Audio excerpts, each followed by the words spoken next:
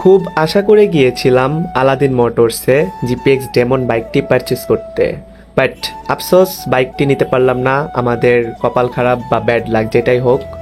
So GPX demon বাইকটা আমার dream বলা যায়। আমি R15 ইউজ করেছি, তো নেক্সটে ভাবলাম জিপিএক্স ডেমনটা নিতে পারলে ওইটা ইউজ করে দেখি ওইটার ফিলটা কেমন। সো আমি আলাদিন মোটরসে একটি পোস্ট দেখি যে জিপিএক্স ডেমন, যেটা ডাবল আর 16,000 কিলোমিটার চলেছে, এটার প্রাইস রেখেছে 2,85,000 টাকা। সো আমি আমার কার্বোরেটরটা এক্সচেঞ্জ করে ভাবছিলাম জিপিএক্স ডেমনটা নিব। সো সকালবেলা এসে পড়েছি তাদের শপে। আসার পরে দেখতেছি হিউজ বাইকের কালেকশন। তাদের ভিডিও আমি প্রায় সময় দেখি, আমার কাছে খুবই ভালো লাগে। আর মেইন কথা হলো তারা ট্রাস্টেড, 100% ট্রাস্টেড। তারা কখনো বুংবাং বা ডুপ্লিকেট বা যেটাই হোক মানুষের সাথে স্ক্যাম করে না।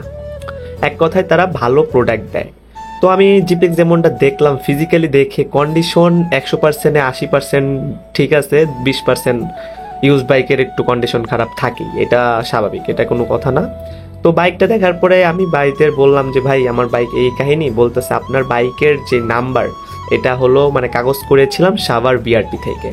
তো তারা মিরপুর উত্তরা এই দুইটা বিআরটি ছাড়া অন্য কোনো বিআরটির বাইক নেয় না। সো আমার কপাল খারাপ হলো এটাই যে আমি সাভার বিআরটি থেকে করেছিলাম, এর জন্য তারা আমার বাইকটি এক্সচেঞ্জ করে জিপিএক্স ডেমনটা দিতে পারলো না।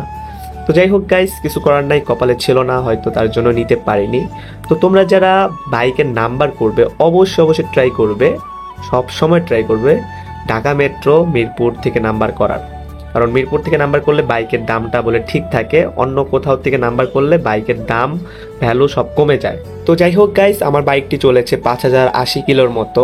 সো একদম ফ্রেশ বলতে পারো, একটা স্ক্র্যাচ নাই, খুবই যত্ন সহকারে চালাই। তো ভেবেছিলাম জিপিএক্স ডেমনটা আজকে নিয়ে আসবো, বাট হলো না, হয়তো নেক্সটে নিতে পারি।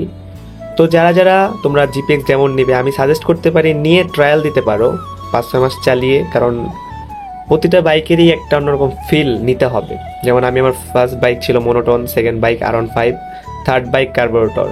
তো এক কথায় কি জিপিএক্স ডেমনটা আমার নেওয়ার ইচ্ছা ছিল, আগ্রহ ছিল, বাট হলো না। এটি হলো আমার কপালের দোষ। তো যাই হোক গাইজ, ভিডিওটা ভালো লাগলে অবশ্যই লাইক করবে, চ্যানেল সাবস্ক্রাইব করে পাশে বেল আইকনটি অল করে দিবে। কারা কারা জিপিএস পছন্দ করো অবশ্যই কিন্তু কমেন্ট করবে, কোন বাইকটি আমার জন্য বেস্ট হবে এটাও কমেন্ট করে দিও। অনেকে আমার ভিডিও দেখো রেগুলার, তাদেরকেই বলতেছি। তো অবশ্যই তোমরা যদি চাও জিপিএক্স ডেমনটাও নিতে পারো, এটা লুকসের দিক থেকে বাংলাদেশের টপে রয়েছে, এটা আমি বলতে পারি।